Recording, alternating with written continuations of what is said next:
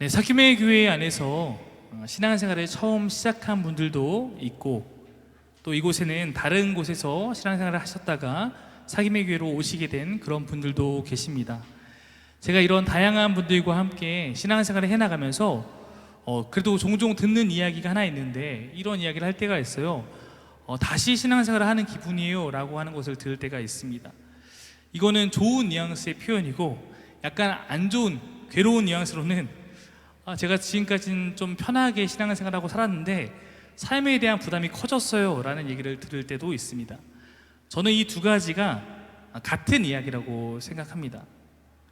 그저 우리가 믿는 것, 그냥 와서 예배하는 것, 이것에 강점을 두던 신앙생활이 내가 믿고 예배한 대로 사는 것까지 확장하게 되면 그것에 대한 부담이 되기도 하고, 동시에 그 새로운 깨달음 안에서 진리의 빛이 밝아지는 기분이 들 때도 있습니다.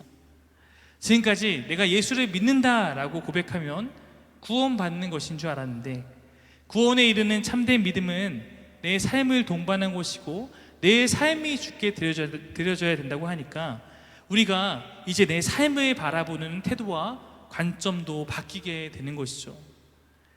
이것은 그냥 제가 사김의 교회 안에서 혼자 주장하는 것이 아니라 성경이 날마다 우리에게 전하고 가르치는 이야기입니다. 믿음은, 믿는다라는 것은 관념적인 것이 아니라 내가 주를 믿는다라는 것은 내가 정말로 주를 믿는 것이고 그로 말미암아 사는 것이고, 살아있는 믿음, 사랑으로서 역사하는 믿음, 행함이 있는 믿음이 우리를 구원에 이르게 하는 참된 믿음입니다. 여러분은 동화를 얼마나 아시는지 모르겠지만 저는 동화 작가를 잘 몰라요. 제가 알고 있는, 아마 여러분도 다 알고 있는 가장 유명한 사람은 안데르센일 것입니다. 들어보셨죠? 안데르센.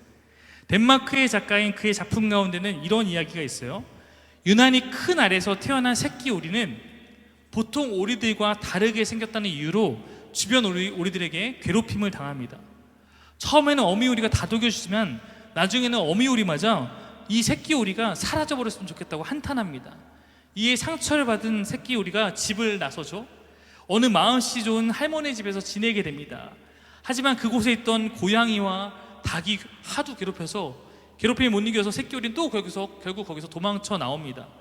춥고 외로웠던 그 겨울이 지나서 봄이 오니까 어느 날 우연히 새끼 오리는 자신이 하늘을 날 수 있는 존재임을 깨닫게 됩니다. 자기가 못생긴 오리 중에서도 유난히 못생긴 오리인 줄 알았던 새끼 오리는 다름 아닌 아름다운 백조였던 것입니다. 여러분, 어떤 동화죠? 네, 미운 오리 새끼입니다. 여러분, 왜 신자는 구별된 삶을 살아야 하는가? 왜 그리스도인이 되면 세상 사람들과 조금 다른 삶을 살라고 이야기를 하는가? 자꾸 교회는 나보고 세상과 구별된 삶을 살아야 한다고 가르치죠. 그것이 거룩한 무리 성도의 모습이라고 설교 때마다 가르칩니다. 그런데 그것이 나의 정체성이 어떤 것인지 잘 모른다면 내가 왜 구별된 삶을 살아야 되는지 납득이 안 될 것입니다. 왜 나는 오리처럼 살면 안 되지? 여러분, 왜 오리처럼 살면 안 됩니까? 나는 오리가 아니기 때문입니다. 백조가 오리와 다르게 하늘을 나는 존재인 것처럼 예수를 믿는 사람은 하늘나라에, 하나님 나라에 속한 존재이기 때문에 우리에게 구별된 삶의 형태는 나의 선택이 아니라 나의 존재적인 숙명인 것입니다. 여러분, 세상은 그렇게 구별된 삶을 살기 원하는 여러분을 미워할지도 모릅니다. 우리가 추구하는 구별된 삶을 보고 비웃을지도 모릅니다. 여러분, 그들이 어떻게 우리를 이해할 수 있습니까? 그들도 백조가 돼서 하늘을 날아봐야 알 수 있는 거예요. 다른 말로 표현하면 예수님을 만나보고 성경이 말하는 그 삶을 경험할 때 왜 기독교인들이 그렇게 살아가는지를 깨달아 알게 되는 것입니다. 왜 기독교인들이 아무것도 없는 것 같은데 왜 저들은 저렇게 행복하게 살지? 같이 그것을 누릴 때, 경험할 때 알 수 있게 되는 것입니다. 여러분, 사실 기독교인이 되어 기독교인답게 산다는 것은 피곤함 투성입니다. 그렇지 않습니까? 여러분, 저희가 작년에 교회차를 구매했죠. 저희가 교회차에 아직까지는 이렇게 없어요. 로고가 없어요. 이게 사기배 교회인지 저희만 압니다. 근데 여러분, 이번에 저희가 이제 이전하면서 시트를 붙이면서 로고도 이제 같이 하려고 하는데, 차에 로고를 새기게 되는 순간 아마 엄청 피곤해질 겁니다, 저와 같이 운전하는 사람들은. 왜냐면요, 여러분, 제가 약간 운전을 과격하게 할 때가 있는데, 지금까지 제가 과격하게 해도 그래도 좀 이렇게 마음에 좀 부담이 덜했는데, 이제 사김의 교회라고 쓰고 막 끼어들기를 좀 하게 되거나 이렇게 되면 사람들이 교회 차가 왜 이래? 이렇게 하는 순간 굉장히 피곤해지죠. 그럼 제가 목사인데, 제가 이제 교회를 떠나서 교회 밖에서 목사인 것을 드러낼 때 얼마나 불리한 게 많은지 몰라요. 제가 이렇게 막 흥정을 할 때도 상대방이 내가 목사인 걸 알 때 굉장히 불리해집니다. 더 많이 못 갖겠어요. 그런 게 있죠. 내가 뭔가 이렇게 공사에도 컴플레인을 해야 되는데, 아니면 뭐 이렇게 요구해야 되는데, 내가 목사인 상태에서 요구하기가 힘들 때가 참 많습니다. 그리고 그런 거예요. 근데 여러분, 문제는 나는 기독교인입니다 라고 하면서 구별되지 않고 세상과 똑같이 살아가는 자칭 성도들입니다. 백조라고 하는데 날지 못하는, 그가 진짜 백조였는지 아니면 스스로는 백조라고 생각하며 살아갔는데 알고 보니까 오리였는지, 이것은 훗날 드러나겠죠. 여러분, 무슨 얘기하고 싶은 거냐면, 내 존재에 대한 나의 인식, 즉 우리 정체성은 내 삶의 태도와 직결된다는 거예요. 여러분은 어떨지 모르겠지만, 여러분, 저는 제가 기독교인이 되지 않았다면, 제가 예수님 믿는 사람이 되지 않았다면, 저는 지금처럼 살아가진 않았을 것 같습니다. 저는 예수님을 몰랐다면 더 저를 위한 삶을 추구했을 것 같습니다. 제가 예수님을 만났고 그분이 내게 원하시는 것을 깨달았고 그것을 따르기로 결심했기 때문에 제 삶이 변한 것입니다. 여전히 제 삶은 미흡하고 부족할지 몰라도 적어도 제가 가고자 하는 삶의 방향성은 바뀌었습니다. 세상을 품고 세상을 좀 위하고 나라는 존재만 바라보는 것이 아니라 타인을 생각하고 이 땅을 넘어서 하나님 나라를 꿈꾸고, 세상은 다 높은 곳을 향해 가자고 하는데 낮은 곳을 향해 나아가고자 하는 방향성을 바꾼 것은, 내가 예수님을 만나서 내 존재가 죄인에서 의인으로 바뀌고 세상에 속한 사람일 뿐만 아니라 하늘에 속한 사람으로 바뀌었기 때문입니다. 그 존재의 변화가 나로 하여금 내 존재와 내 가치에 맞게 다른 삶을, 구별된 삶을 살기로 결정하게 만든 것입니다. 여러분, 정체성은 가치관을 바꾸고 가치관의 변화가 내 삶의 태도를 바꾸는 거예요. 저는 거듭 기독교인이라면 높은 자존감을 가져야 한다고 말합니다. 왜 그렇습니까, 여러분? 내 자존감의 근원이 나의 것에 머물러 있을 때는, 여러분, 내가 가진 것이 없으면 내 자존감은 하락합니다. 내가 가진 것이 조금 있다고 한들 그보다 더 능력 있고 그보다 더 많이 소유한 사람 만나면 그 앞에서 다시 우리 자존감이 무너지는 거예요. 난 예쁜 줄 알고 살았는데 내 앞에 더 예쁜 사람이 나온 순간 고개를 숙이고, 그게 나라는 사람부터 존재감이 나오면 그런 거예요. 기독교인의 자존감이 높은 이유는 내 자존감의 근원이 내가 아니기 때문입니다. 내 안에 계신 가장 소중한 보물 같은 그리스도가 온 우주를 통틀어서 가장 존귀한 분이니, 그분을 품고 살아간다는 그리스도인이라면 내가 부족함이 없으려다 하는 고백처럼 내 자존감이 낮아질 수가 없는 것이죠. 여러분, 여러분의 미모도 또 제 미모도 세월이 가면 우리는 다 변하고, 내 능력도 재력도 건강도 시간이 지나면 환경이 바뀌면 다 변하는 것이겠지만, 그리스도는 영원히 변하지 않으시고 나를 향한 그분의 사랑 또한 변함이 없으니 우리가 평생을 남다른 자신감으로, 남다른 당당함으로 세상을 살아가는 것이 당연한 것이 아니겠습니까? 그런데 중요한 것이 있습니다. 우리의 그 높은 자존감으로 인해서 우리의 삶의 태도는 가장 낮은 자가 되어야 한다는 것입니다. 이것이 역설이죠. 나의 정체성을 바르게 인식하면 나는 가장 높은 자존감을 가진 자로서 가장 사랑받는 자와 같이 살아가지만, 그로 인해서 내 삶의 태도는 가장 낮은 자의 모습이 되어야 한다는 것입니다. 그것이 예수 그리스도의 삶이기 때문입니다. 이것이 세상과 우리가 구별되는 중요한 지점이죠. 세상에서는 높은 존재라고 하면 인식하는 자는 높은 자로 살아가고, 내 스스로가 낮은 존재라고 인식하는 사람은 어쩔 수 없이 낮은 자로 살아가지만, 우리는 그리스도 예수 안에서 존귀한 정체성을 얻었으므로 나는 존귀한데 그로 말미암아 세상에서 낮은 자의 모습을 스스로 추구하며 살아가는 것입니다. 왜냐하면 그것이 예수님의 삶이었으니까. 여러분, 예수의 삶을 기억해 보십시오. 그는 한 번도 누구 앞에 비굴한 적이 없습니다. 그는 로마의 군사들이 끌고 갔을 때도, 혹은 성전 경비병이 끌고 갔을 때도, 어떠한 상황에서도 누굴 만나든지 간에 당당했습니다. 왜냐하면 그는 자신이 하나님의 아들이며 메시아이고 구원자라는 것을 알았기 때문입니다. 그러나 그의 그 모습은, 정체성은 거드먹거리고 힘 자랑하는 것이 아니라, 여러분, 나에게 예수님의 능력이 있어요. 그럼 저 같으면 이거 빨리 쓰고 싶어서, 막 내가 5천 명을 먹일 수 있고, 하면 다 되고 그러면 그렇겠지만, 그러나 그는, 예수님은 힘 자랑하는 것이 아니라 제자들의 발을 씻기고, 남들이 가장 어울리기 싫어했던 당시 유대 사회에서 가장 낮은 존재인 세리와 창녀들의 친구가 되어 주셨습니다. 이것이 그리스도의 모습이었고, 이것이 그리스도인이 닮아가야 될 모습인 것입니다. 여러분, 마태복음에서 말하는 산상수훈의 모든 이야기는 이러한 역사적인 삶을 이야기하는 것이고, 사실 성경의 모든 교훈이 그렇지 않습니까? 너는 가장 존귀한 존재야. 너는 가장 사랑받고 있는 하나님의 자녀야. 너는 택한 족속이고 왕같은 제사장이며 거룩한 나라, 하나님의 소유된 백성이야 라고 말하고 있습니다. 그러니 네가 그것을 알았으면 어떻게 살아야 한다고 말합니까? 잔치집에 가면 상석에 앉지 말고 누구를 대하든지 주님께 대하듯 하고, 하늘의 미랄이 땅에 떨어져 썩어져서 그렇게 열매를 맺는 것처럼 내 삶을 그렇게 사용해서 수많은 열매를 맺게 하는 그런 삶을 살라고 성경은 우리에게 가르치는 것 아니겠습니까? 여러분, 그러므로 사실 우리가 교회 안에서, 교회에 오면 가장 먼저 가르치고 배우고 깨달아야 할 것은 그리스도이니까 이렇게 사십시오가 아니라 여러분이 누구인지입니다.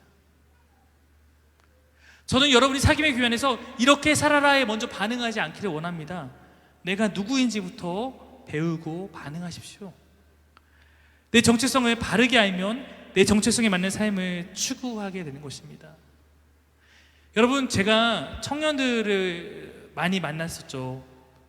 청년들 안에서 제가 가장 안타까워하는 부류의 사람들이 있어요. 뭐냐면 정말 오랜 시간 교회 열심히 섬기다가 어느 시간이 되면 교회를 떠나는 사람들, 교회만 떠나는 게 아니라 하나님을 떠나는 사람들이에요. 제가 왜 그럴까? 왜 이들이 이렇게 될까?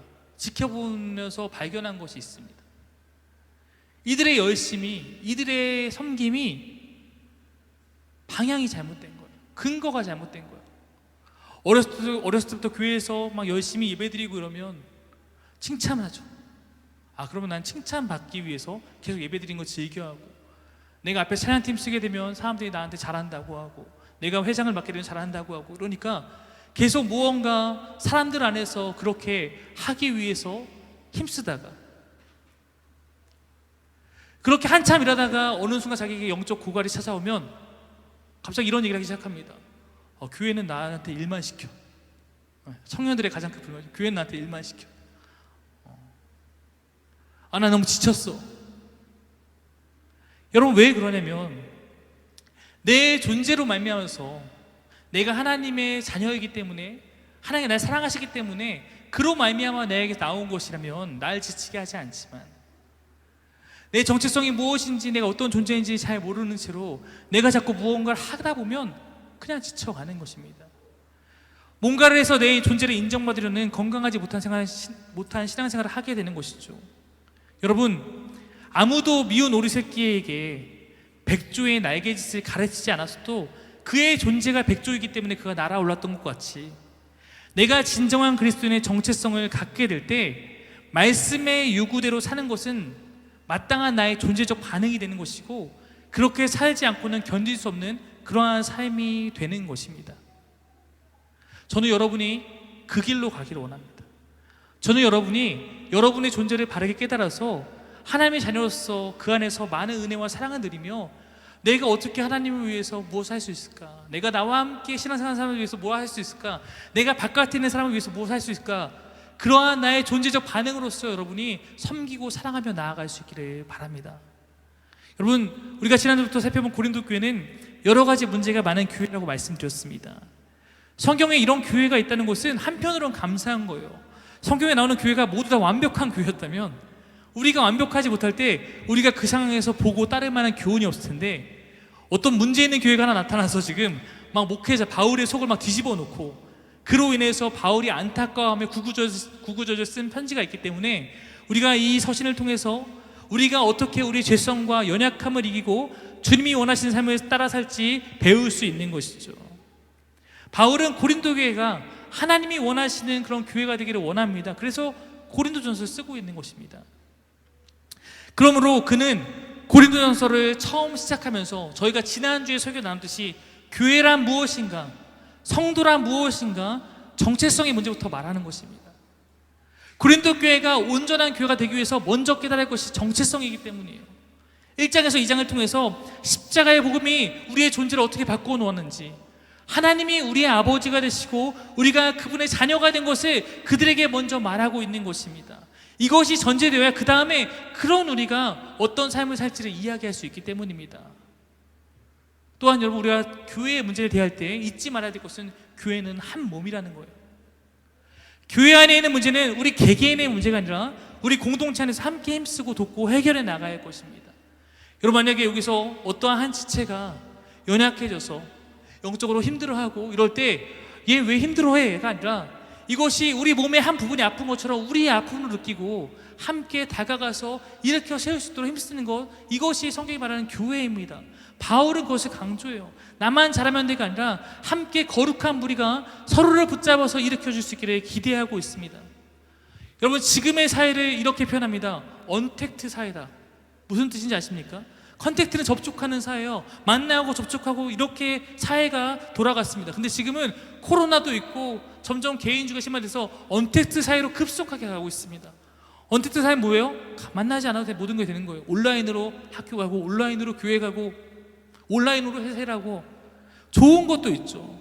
그러나 저는 이 언택트 사회 가운데 우리가 왜 모여서, 우리가 왜 공동체를 유지해야 하는가? 바로 여기에 교회의 이유, 교회의 DNA가 있기 때문입니다. 우리는 결코 혼자 설 수 없습니다. 나뭇가지 하나를 세우고자 하면 넘어지지만 나뭇가지 여러 개를 모아서 서로를 지탱해주며 설 수 있듯이 교회는 그러한 공동체인 것입니다. 서론이 길었습니다. 본론은 짧게 전하려고 합니다.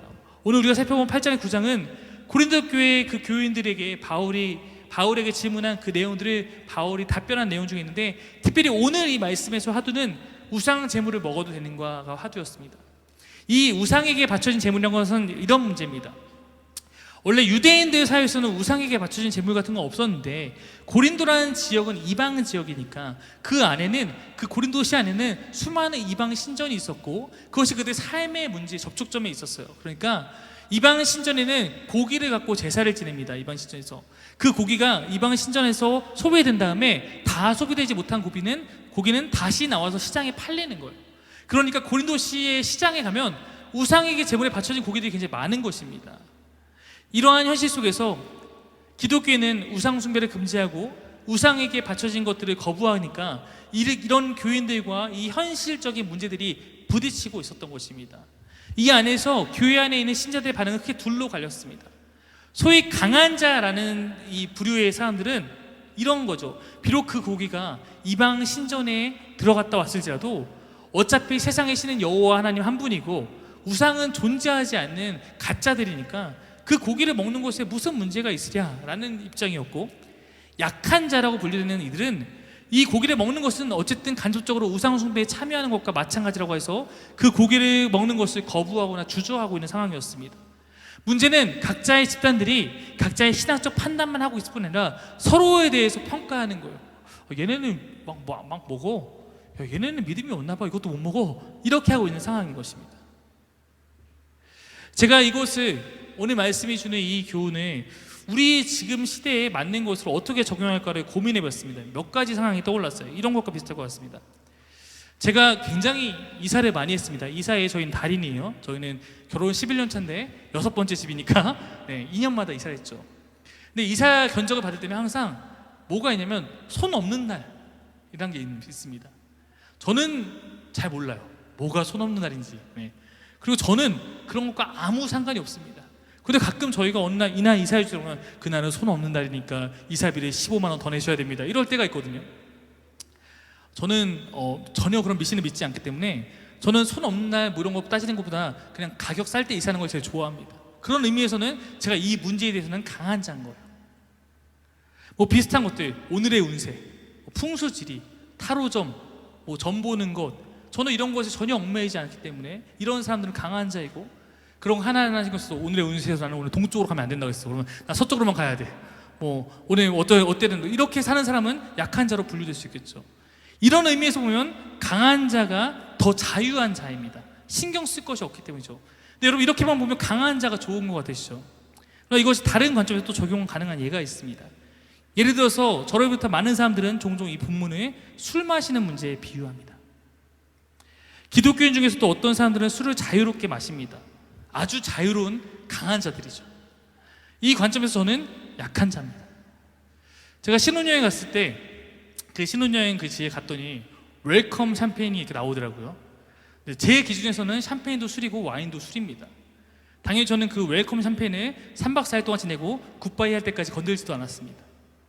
그러므로 우상에게 드려진 이 고기는 우리가 현재 상황에 적용할 때는 각각의 상황마다 다를 수 있는 거예요. 이 상황에서 내가 강한 자일 수도 있고 이 상황에서 내가 약한 자일 수도 있다는 겁니다. 그러므로 이것은 2000년 전에 다른 문화권에 있는 이야기니까 우리가 이 이야기를 지금 우리의 삶에 적용할 때는 고민이 좀 필요할 부분이 있을 수 있습니다. 그러므로 무엇보다도 이 상황에서 말하고자 하는 것이 무엇인가를 잘 알고 그것을 나의 상황에 맞게 사용해야겠죠. 이 상황으로 들어보겠습니다.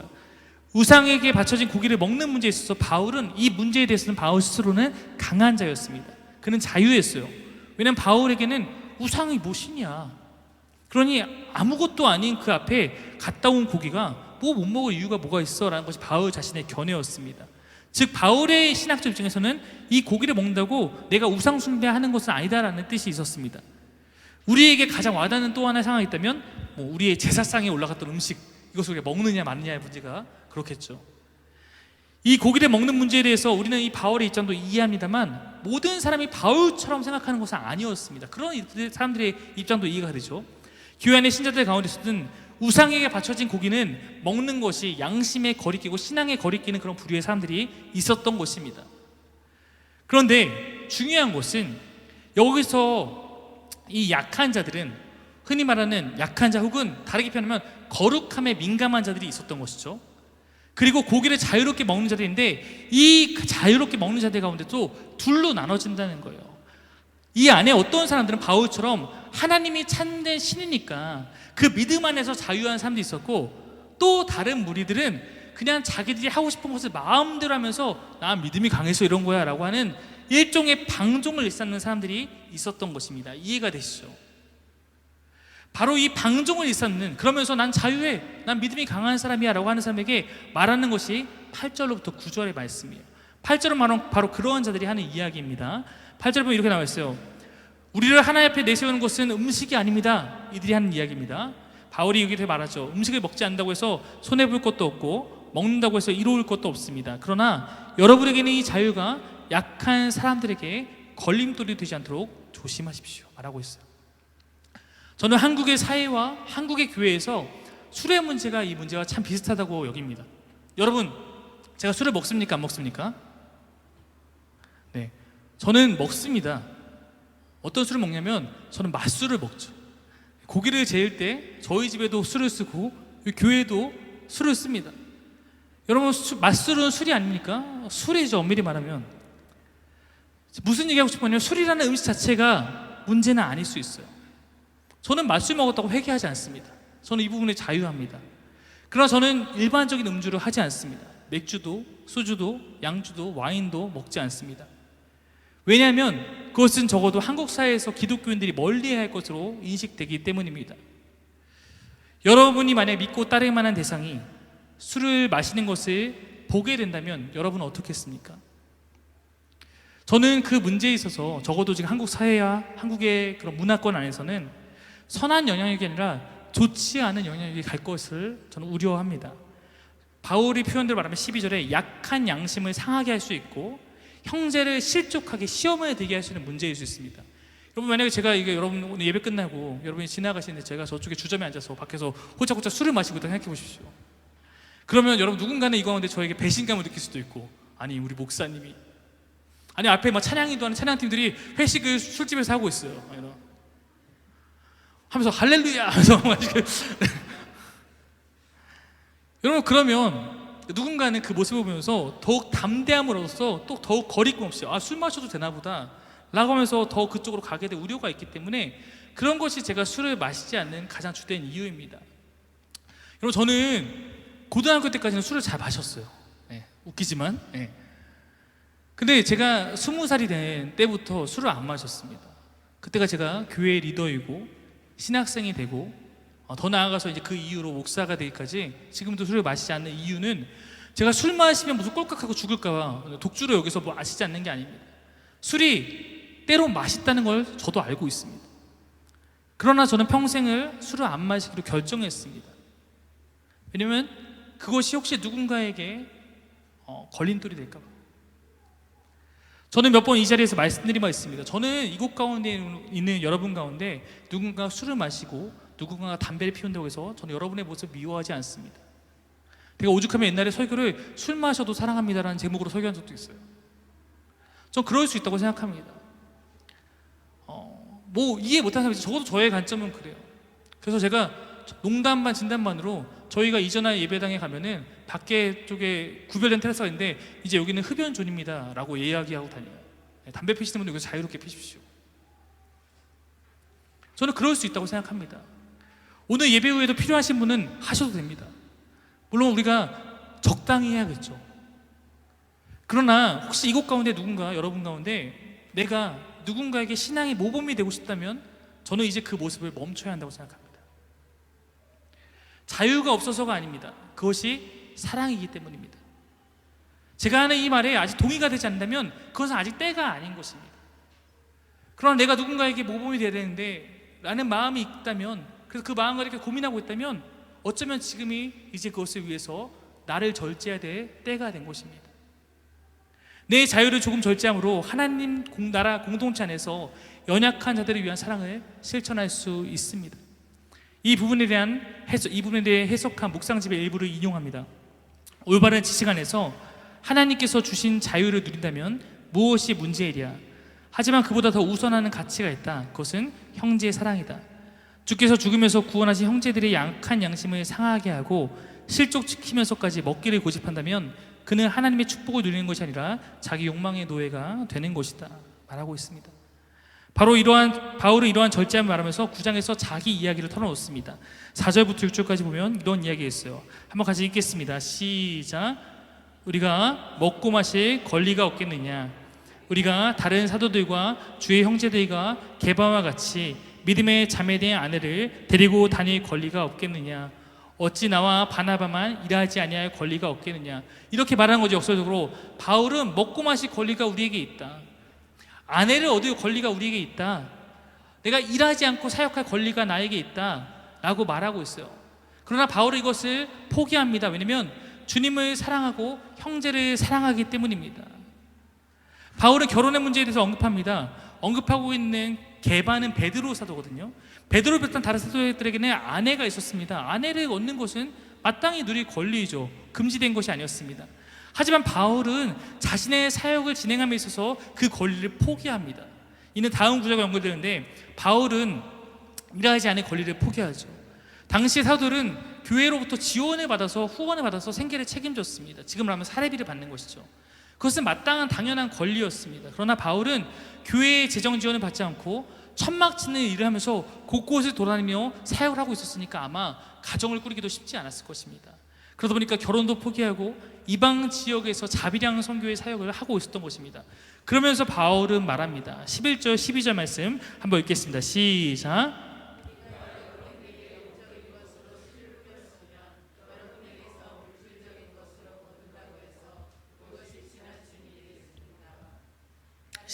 네.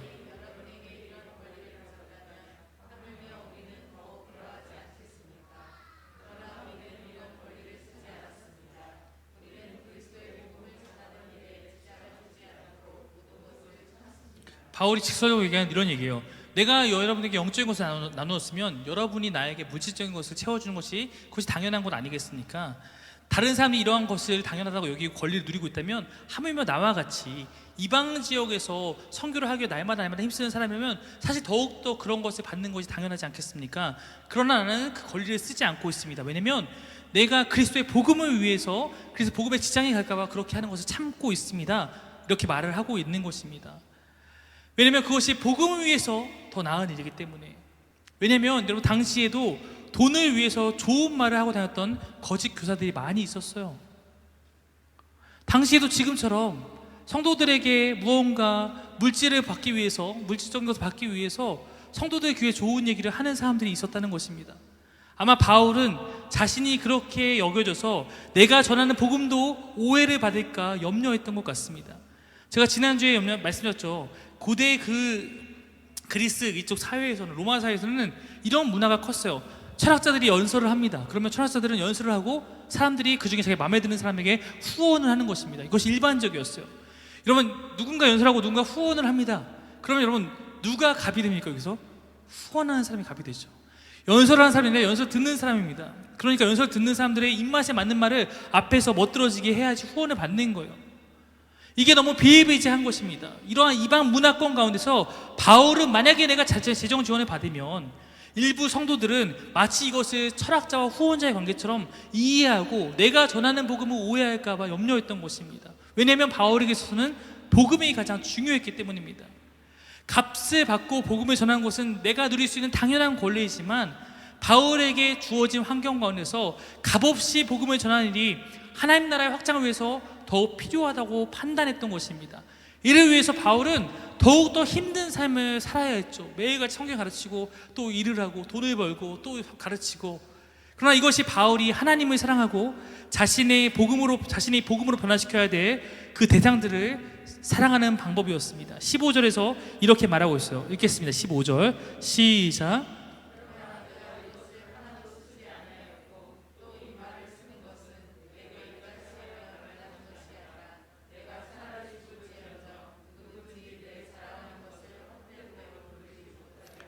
바울이 지금 딱 이 얘기를 쓰고 말했지만 또 이 얘기가 고린도 교회 교인한테 이렇게 들릴까 봐 걱정되는 거예요. 바울이 돈이 없나? 우리한테 돈 달라고 이 얘기를 하나? 그래서 바울이 덧붙여 이렇게 말하는 겁니다. 내가 이것을 쓰는 것은 돈 달라는 거 아니고 나는 죽으면 죽었지 고린도 교회에서는 후원 안 받을 거야. 이렇게 말하고 있는 거예요. 왜냐면 내가 너희에게 원하는 것은 더 중요한 것이 따로 있기 때문이다 말하면서 18절 19절 이렇게 말해요. 그런즉 내 상이 무엇이냐? 내가 복음을 전할 때 값없이 전하고 복음으로 말미암아 내게 있는 권리를 다 쓰지 아니하는 것이로다. 내가 모든 사람에게서 자유로우나 스스로 모든 사람에게 종이 된 것은 더 많은 사람을 얻고자 함이라. 바울은 고백합니다. 나는 지금 내가 택한 이 삶에 만족하고 행복하다. 내가 나를 희생하고 내 권리를 다 쓰지 않고 복음을 전함으로 말미암아 만약에 사람들이 내가 너희를 사랑하는 것을, 너희를 향한 진정한 관심을 믿고 깨달을 수 있다면, 그로 인해서 더 믿는 자가 많이 생겨난다면 이것이 내가 받는 큰 상이기 때문이다. 바울은 말하고 있는 거예요. 이어서 바울이 하는 이야기가 참 멋있습니다.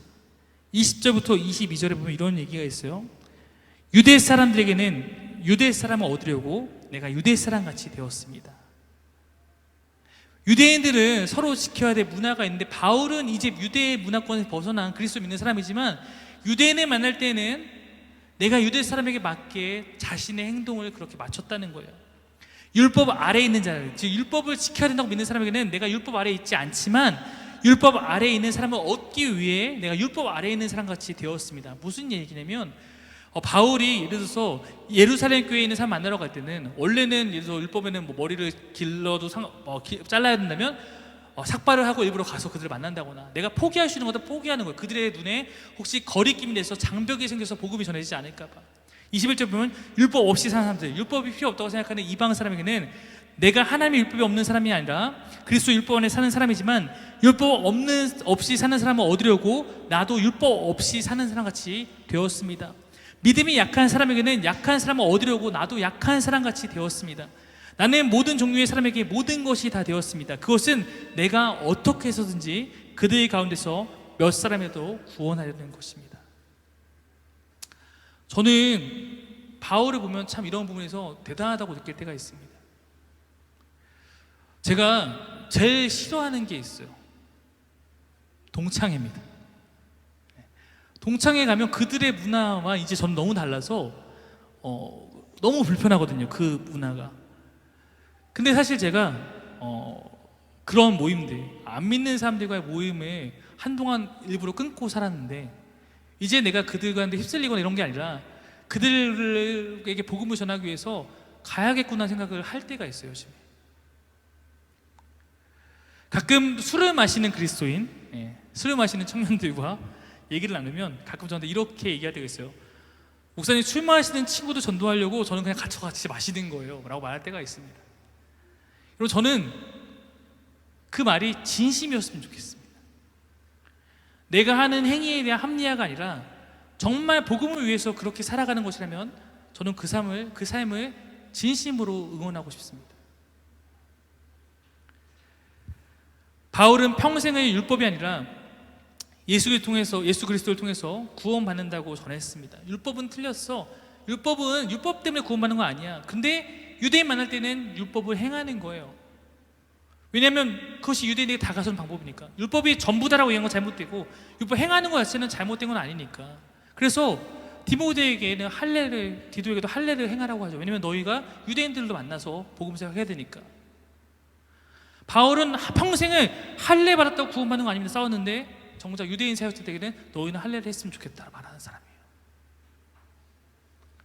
바울은 자신이 전하는 복음이 상대방에게 진실되게 전하는 방법을 위해서 최선의 방법을 생각하고 그 사람이 하나님을 만나고 구원받을 수 있게 하기 위해서 자기의 삶에서 포기하고 내려놓고 버려야 할 모든 것을 내어줄 줄 아는 그런 사람이었습니다. 여러분, 혹시 여러분 가족 가운데 안 믿는 사람이 있어서 내게 구원의 대상이 같이 있다면 어쩌면 이 부분은 여러분에게 굉장히 중요한 메시지가 될 수 있어요. 우리가 함께 죄를 짓는 일에 동참해서는 안 되겠지만 내가 상대방을 위해서 상대방에 맞춰주는 것이 우리에게는 필요한 부분이 있다는 것입니다. 내가 내 것 다 주장하면서 전도할 수 없어요. 상대방을 배려하고 상대방을 위해서 내가 헌신하고 나를 포기하고 그런 모습을 통해서 내 마음이 전달되는 것입니다. 여러분, 제가 아는 한 바울은 가장 신념이 확고한 사람이었어요. 그런데 그의 삶을 지켜보면 그는 자기가 지키고 싶은 가장 큰 신념인 하나님 나라의 확장을 위해서 다른 것들은, 버릴 수 있는 것들은 상대방을 위해서 버리고 희생하고 절제할 줄 아는 그러한 신앙이었습니다. 이것이 바울의 사랑법이었어요. 사랑하는 여러분, 세상은 무엇이라고 말합니까? 세상에서 많이 듣는 얘기는 권리수호예요. 그렇지 않습니까? 내 권리를 지켜야 돼. 틀린 얘기 하나도 아닙니다. 당연하죠. 권리 지켜야죠. 권리 수호하는 건 틀린 얘기 아닙니다. 그러나 그리스도인이 돼서 여러분이 그리스도를 따라 살려면 여러분의 권리를 포기할 수 있어야 됩니다. 더 옳은 것, 더 가치 있는 일을 위해서 때로는 내 권리는 포기할 수 있어야 돼요. 여러분, 그런 표현 있죠. 노블리스 오블리제. 많이 가진 사람이 다른 사람을 위해서 내 것을 나누는 거, 포기하는 것입니다. 여러분은 많이 못 가진 사람이라고 느끼면 살아갈 수 있어요. 그러나 영적으로 여러분은 노블리스 오블리제를 실천해야 되는 사람들인 거예요. 내가 그리스도를 알고 내가 신앙 안에 있기 때문에 내가 그 안에서 신앙이 밖에 있는 사람들을 위해서 포기할 수 있는 것이 무엇이 있을까? 내가 희생할 수 있는 것이 무엇이 있을까? 고민해야 됩니다. 여러분, 사랑한다는 것은 말로 완성되지 않습니다. 말로 하는 사랑은 공허한 거 아닙니까? 우리가 하나님을 사랑하고 이웃을 사랑하고 교회가 세상을 사랑한다는 것은 공허한 말 한마디로 하는 것이 아닙니다. 때로는 마땅히 내가 누릴 권리를 포기하고 내가 즐길 것을 절제하고 상대방에게 나를 맞춘 희생을 통해서 내 진심이 전달되는 것입니다. 여러분, 바울은 말을 잘해서 유명한 사람이 아니라 그렇게 살아냈기에 오늘날 우리에게까지 울림을 주는 그러한 이름이 된 줄로 믿습니다. 사랑하는 여러분, 오늘 말씀을 듣고 여러분의 삶의 자리에서 바울의 사랑법을 기억하십시오. 부디 여러분의 삶을 통해, 저의 삶을 통해 누군가가 주님을 발견하고 함께 하나님 나라를 맞이하는 귀한 일이 있기를 간절히 바랍니다. 오늘 이 말씀을 마음에 품고 삶으로 가서 말씀대로 살아가는 여러분 되시길 간절히 바랍니다. 오늘 제가 말씀을 기억하며 오늘 여러분과는 이 찬양을 나누고 싶었습니다. 많이 알려져 있는 찬양이죠. 축복송이라는 찬양인데, 아시겠지만 그 찬양의 가사 가운데는 우리의 정체성에 대한 부분이 있습니다.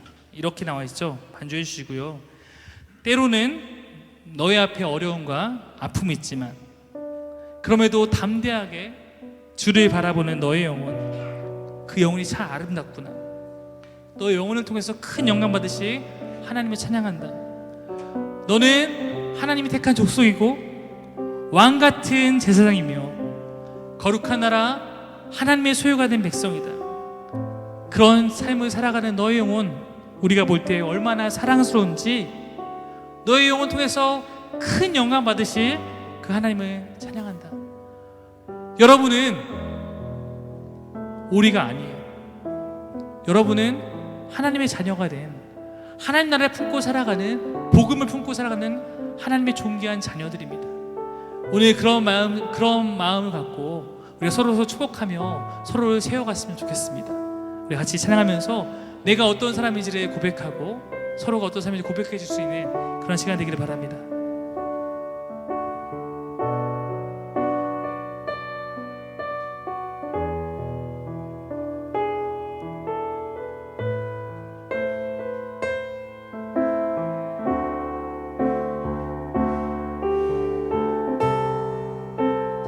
함께 고백할까요?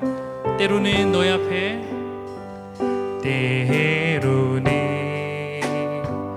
너의 앞에 어려움과 아픔이 있지, 담대하게 주를 바라보는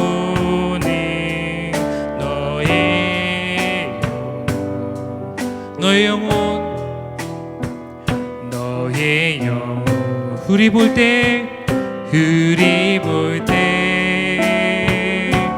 얼마나 아름다운 너의 영혼 통해 큰 영광 받으신 하나님을 찬양. 오 할렐루야. 아멘. 너는 택한 족속이요, 여러분은 하나님의 족속, 왕같은 제사장이요,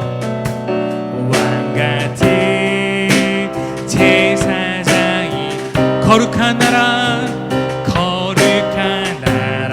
하나님의 것, 하나님의 소유되네.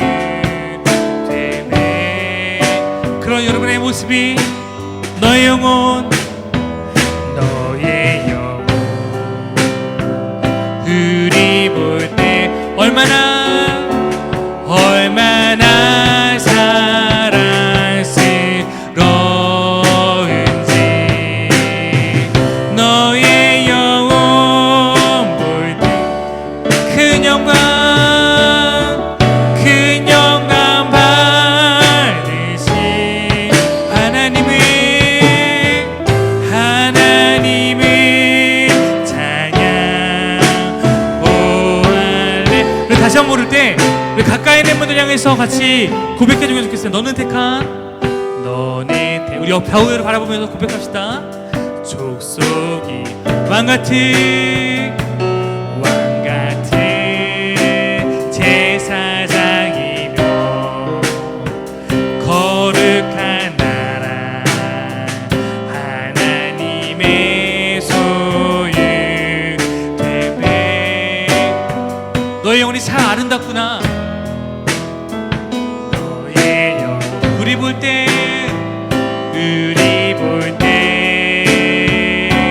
얼마나 사랑스러운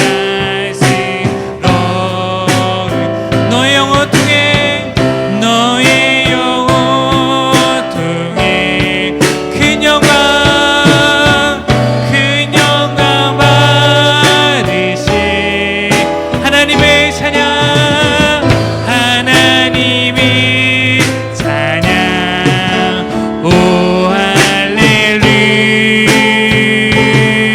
너의 영혼 통해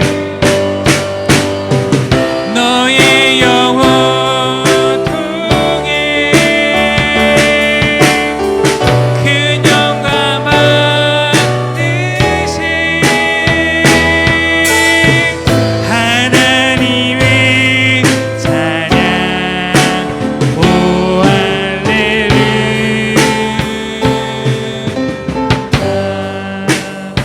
제가 대표로 기도하겠습니다. 하나님 우리가 어떤 존재인지 우리가 하나님 안에서 어떻게 부름받은 사람들인지 이 시간 말씀을 통해 다시 한번 깨닫기를 원합니다.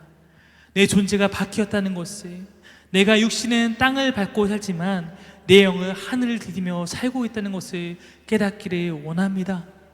하나님의 사랑 안에서 내가 하나님의 마음을 닮아서 세상을 바라보고 세상에 있는 주를 모르는 사람을 위해서 나를 기꺼이 깎아낼 수 있는 그러한 자들이 되기를 원합니다.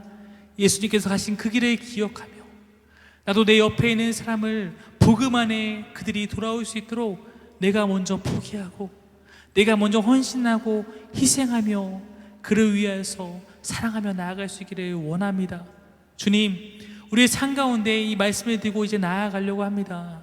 우리 삶이 그러나 연약해서 자꾸 나의 이기적인 마음이 나를 향한 마음들이 불쑥불쑥 올라올 때 그 가운데 성령님 나와 함께 하셔서 말씀이 생각나게 해주시고 말씀이 나를 이기는 역사가 내 안에 있을 수 있도록 인도하여 주옵소서. 오늘 이곳에 있는 사람을 통해서 이들이 흩어진 곳곳에서 주의 이름이 높아지기를 간절히 바랍니다. 하나님 나라가 세워지기를 원합니다. 주여 함께하여 주옵소서. 감사드리며 예수님 이름으로 기도드립니다. 아멘.